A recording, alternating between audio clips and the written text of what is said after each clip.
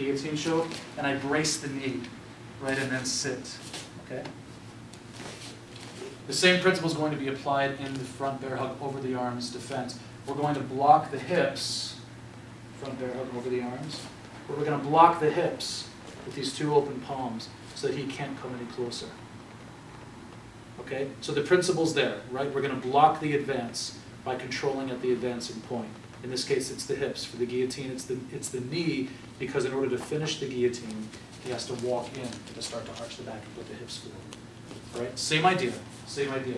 The second thing we're going to see that's the same is that we're going to use a hip throw, the ogoshi, to finish the escape. This you've already learned because we know time and time again we practice holding the arm, putting it underneath, taking his hand, and swimming it to the back, holding the hip, right? Holding the hip so he can't follow me, okay? And then stepping inside the box, 1, 2, pinning him to our body with this backhand, putting the hips underneath his to lift, right? So start to see how these moves connect. These are moves you've seen before. Now we're going to put them together to create a defense for a new scenario because he changed his move too. So front bear hug over the arms defense looks like this.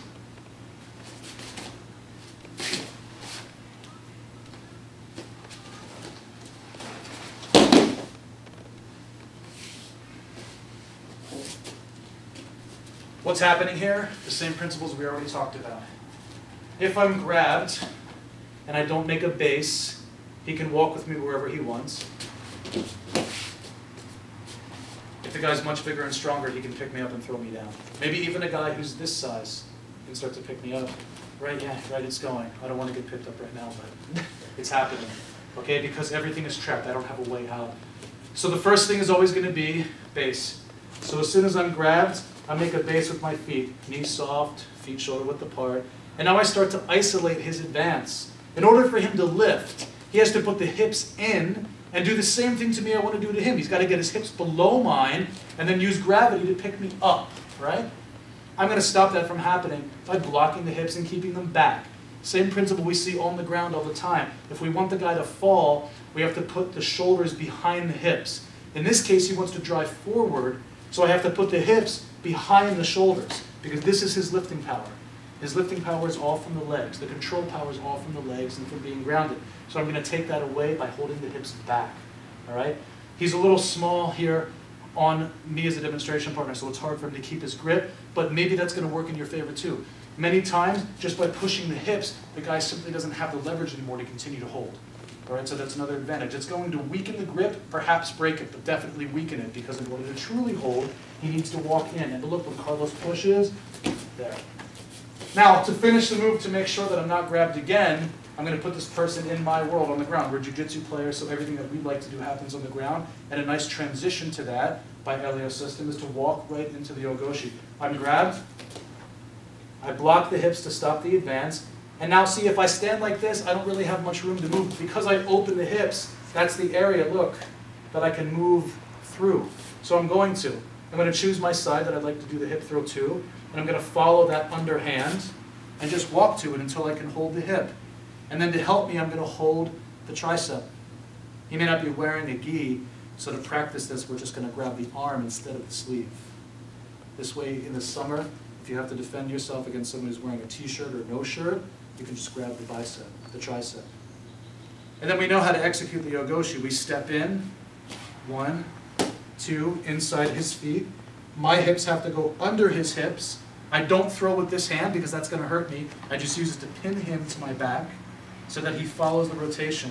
And as I scoop him, I look to the other knee, and he goes. Okay, he's going to do this to me.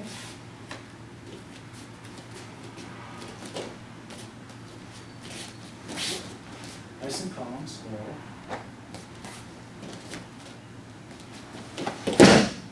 Wait. Okay. So you guys get with your partner and try this. When you switch, you're going to find a way that you have to balance a bigger, stronger person. So take the hip throw slow. Take the hip throw slow. Make sure when you walk, you find your balance first.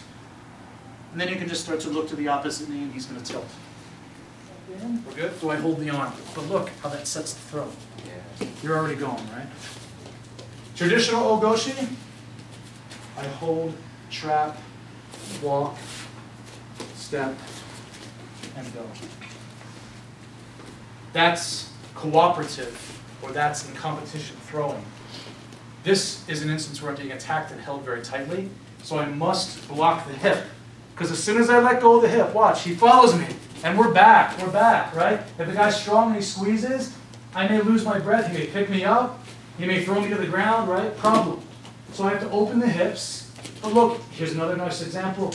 Right here, I can't open my hands to the hips because I'm closed.